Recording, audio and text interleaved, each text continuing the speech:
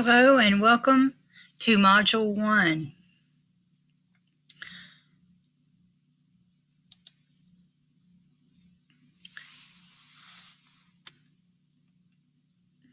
So I want to start with a word from the wise today. The risk is falling into the trap that evidence alone will do the job. So as educators, we know that we have lots of evidence. We have lots of data, but it's really a good quote to stop and think about, because we don't want to just take the evidence or the data or the things that we have compiled either about students in our classroom. If say you worked in a hospital and all you had was just I'm taking their temperature every 2 hours and that's all that you had, you couldn't do your job very well. So there's lots of different things that we have to look at when we're talking about data. Albert Einstein was once asked, if you have 1 hour to save the world, how would you spend that hour? And he replied, I would spend 55 minutes defining the problem and then 5 minutes solving it. So I think that also speaks volumes when you think about not using just one piece of evidence or just falling into that trap as we talked about, but then really spending time to really develop, define, and decide just exactly what is the problem if there is one. So I want to stop here just for a moment and talk about your assignments. I will try to do a office hour visit, which is optional. If you have any questions, you can also reach out to me with my school email account, and I will get back to you within 24 hours or less if you have any questions about an assignment. All the assignments in the course really build on each other. So the first assignment, aside from the discussions, is data literacy. And then we move to what is TVOS, assessment inventories, data critique, the school improvement process, and how professional development plays a role in that, and then your final culminating paper. So we are in Canvas, so you will submit all assignments in Canvas. I usually get a question that says, do I email those to you or do I submit in Canvas? So if you will, please submit your assignments in Canvas. All right, so using data to drive improvement. In what ways can data and assessment be used to increase the following in schools? Achievement, accountability, self-worth, social and emotional health, student performance. We know that all of those areas are defined in some way by data pieces. But how is it that we can use the data around each of those pieces to improve what we do in schools? Is school improvement really a synonym for accountability, compliance, or remediation? That's a question from Todd Whitaker. You've got a great problem with avoiding personal accountability. Yeah, and those whose fault is that? And whose fault is that? So, see, casting that blame on somebody else. Toxic school cultures encourage individuals to see failures as the inevitable results of circumstances outside of their control, rather than as opportunities for improvement. That is also another Todd Whitaker quote. So the point here is we have the data, we look at the data, but we have to be able to have a culture in our school building that allow us to see failure and to be okay if we do fail, and be open to each other. It's almost vulnerable. So during this Module 1 lecture, we will examine setting the stage for data use, collaborative structures for using data use cycles, establishing protocols for data use, data sources and multiple measures, and analyzing data. All right, so is it okay to fail? Michael Jordan said, "I failed over and over, and that is why I succeed." You also know the story about Benjamin Franklin developing the light bulb, or that was Thomas Edison, developing the light bulb, and he said he knew 99 ways that it didn't work, so it only takes that one time that it does. This is a picture of preliminary data from 2017 ELA. Kind of getting hard pressed to find a year we have data. This was just a piece of math data. Not going to stop here and look at it hard. Just wanted to show you just an overview of a school's data culmination. So there is an article, and I want to call your attention to it, and it's in the module. It's called Meaningful Measures of Student Learning. I hope that you will take a few minutes to pull that up and read it. It refers back to as far back as 2007, when Tennessee got busted for an F, claiming that we were something that we really weren't. So they called that an F in advertising because the students were scoring great on our TCAP assessment, our state assessment, but way below the national average on the NAEP. So that was their measurement for that. So it's a very interesting article. And although it is it's really dated for our time, I think it kind of sets the stage for where we really are today, and especially if you are a Tennessee resident and you are a working individual in a Tennessee public school. It is a back and forth. There's no question about it. I included this picture because sometimes that is what measurement seems like for us. It's a back and forth, tug of war.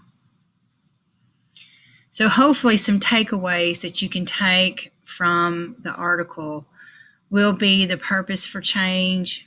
Why is high quality assessment important? How did No Child Left Behind affect Tennessee standards and assessment? And what is high quality assessment? So just some takeaways from that article. And again, it is called Meaningful Measures of Student Learning. It was published by SCORE, which is an organization that the state, it's kind of like a watchdog, really, organization in our state. All right, so we talk about the levels of our, actually it's our nomenclature in our state right now. So if I were going to equate what is a 1, 2, 3, or level 4, and honestly, you could also apply this to some of our teacher evaluation systems.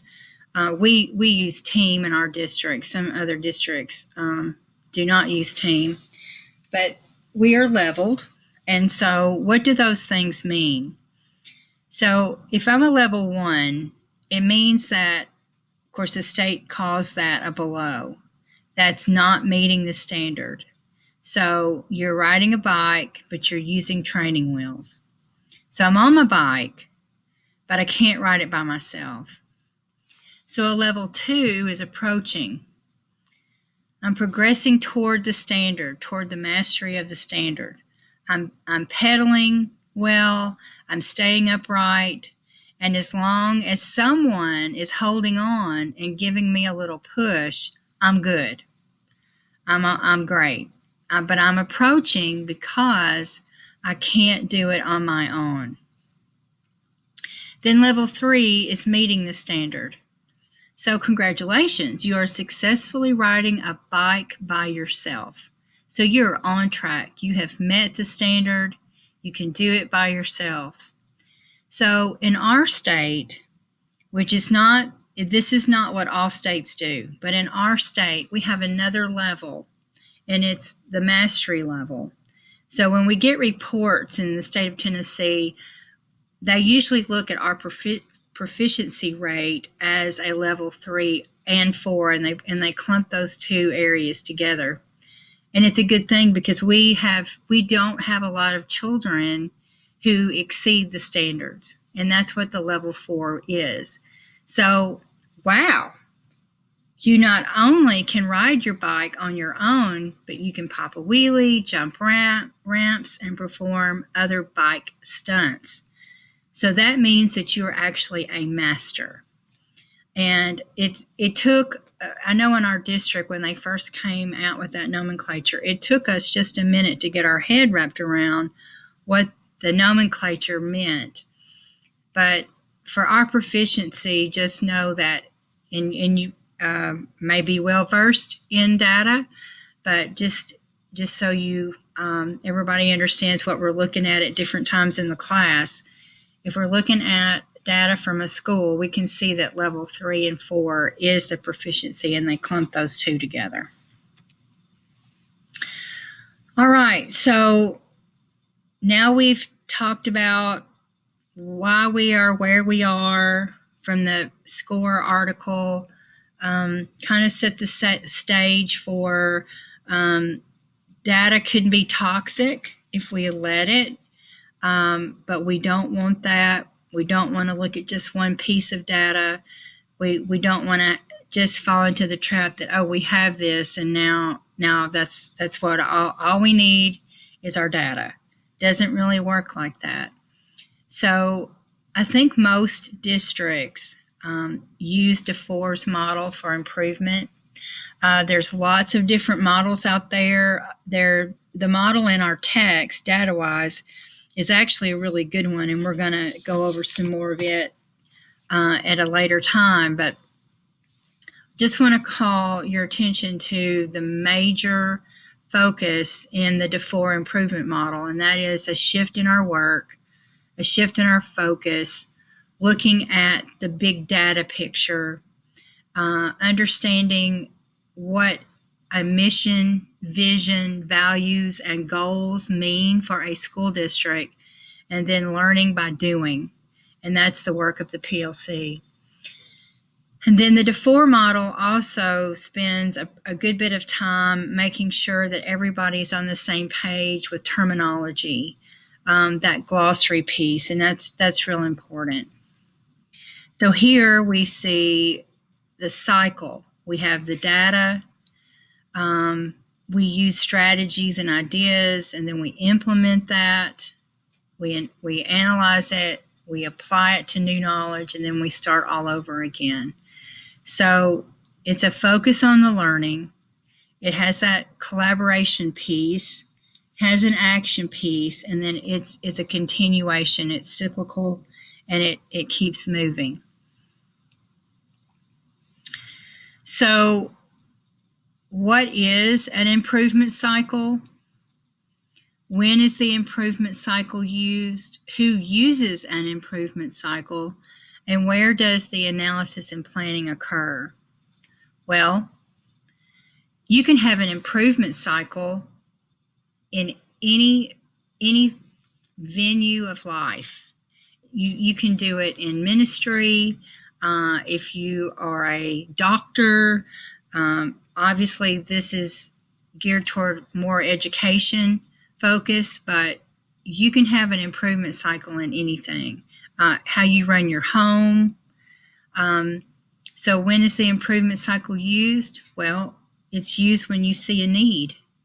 When is there a need for an improvement cycle? Most definitely, we can all examine any area of our life, of our work, of our schoolwork. Then who uses an improvement cycle? Well, that's those people who want to seek improvement, correct? And then where does the analysis and planning occur? In a school setting, it starts with a group of teachers who want to improve their craft and want to improve what they're doing, how they're teaching, and how they're reaching their students. All right, another article that I really want to call your attention to that is listed in the reading resources is 5 myths about school improvement. And I'm just going to say it's a one-page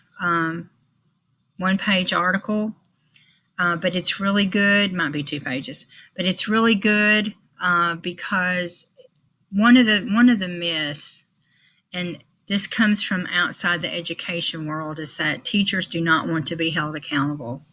And that is a total myth. We are all accountable. We want to be accountable to ourselves, to our student, to our schools, to our school district, to our communities.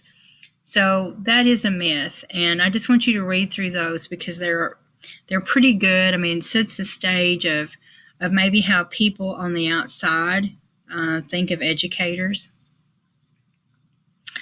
And what are the stages of school improvement and using data? Well, if we were together, I would have you brainstorm that. But I'm just going to pause for a moment and let you think, what are the stages of school improvement and using data?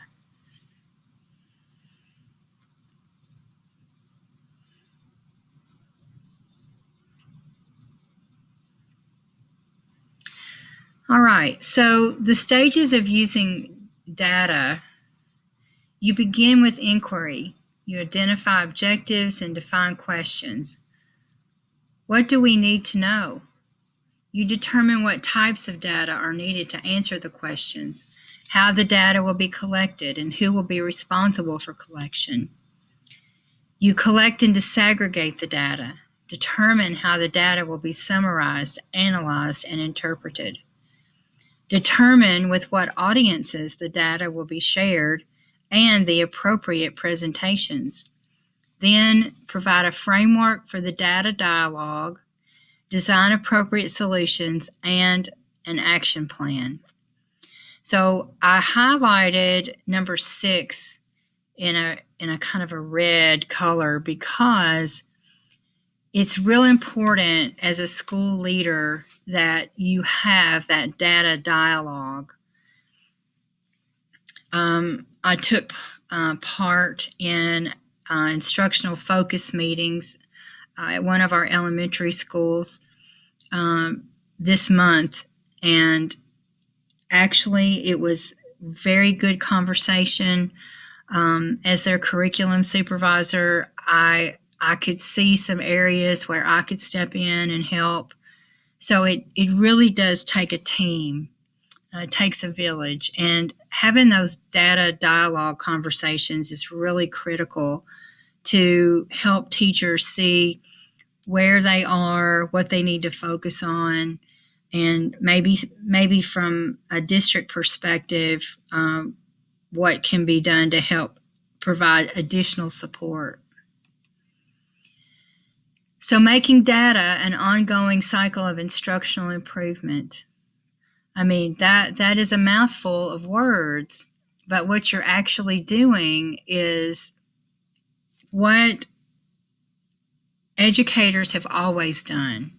You've used formative assessments to figure out where your kids are, and then you made instructional decisions based on that. when you draw out into a bigger lens and you look at how that works at a school level, you collect a number of data pieces to see where the school is at and what can be done to make improvement. So, an ongoing data cycle: prepare, inquire, and act. Act, prepare, inquire. Act, prepare, inquire, and act. On and on.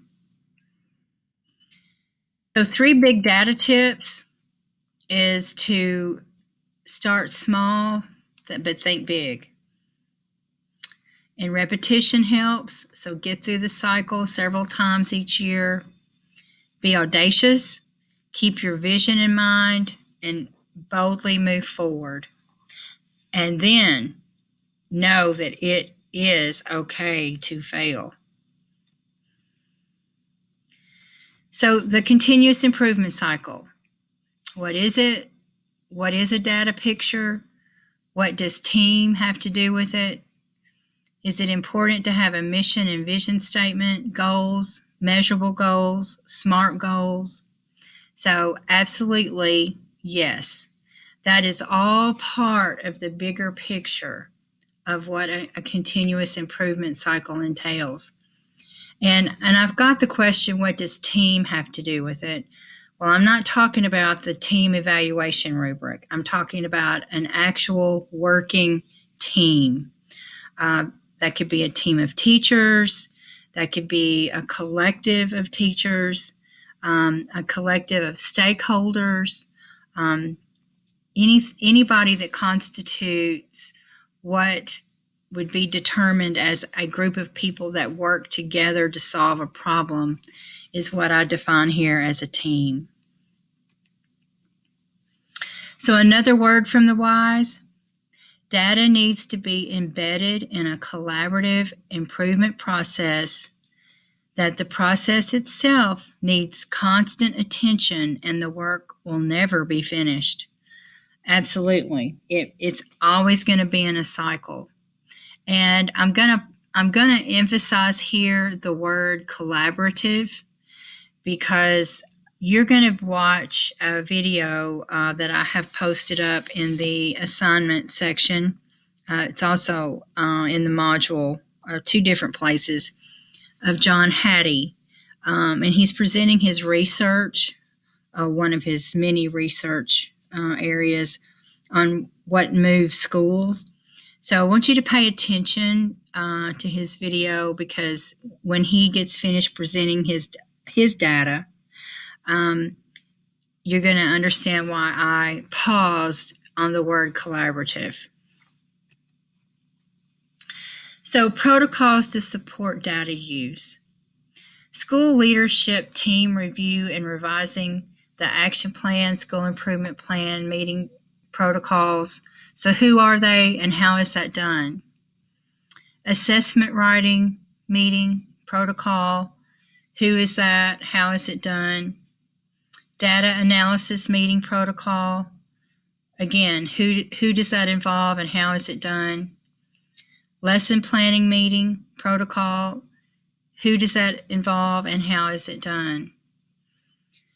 So a lot of places have school leadership teams or school improvement teams. They're called a number of things, but they actually sit down with the actual plan and the action steps of the school improvement plan. I think sometimes that there's a lot of emphasis placed on just that leadership team, and it doesn't really trickle down to the teacher level. So just keep that in mind as a future leader.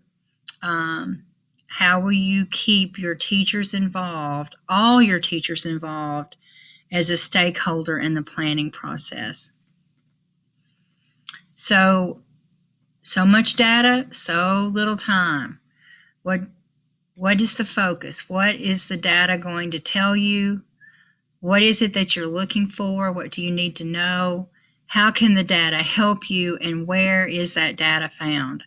because you could spend hours and hours piling into data, but you really have to approach it with a purpose, and understand what you're looking for when you start digging into data. So there are some quantitative data sources, and what I mean by that is that it is actually a great number that you're looking at.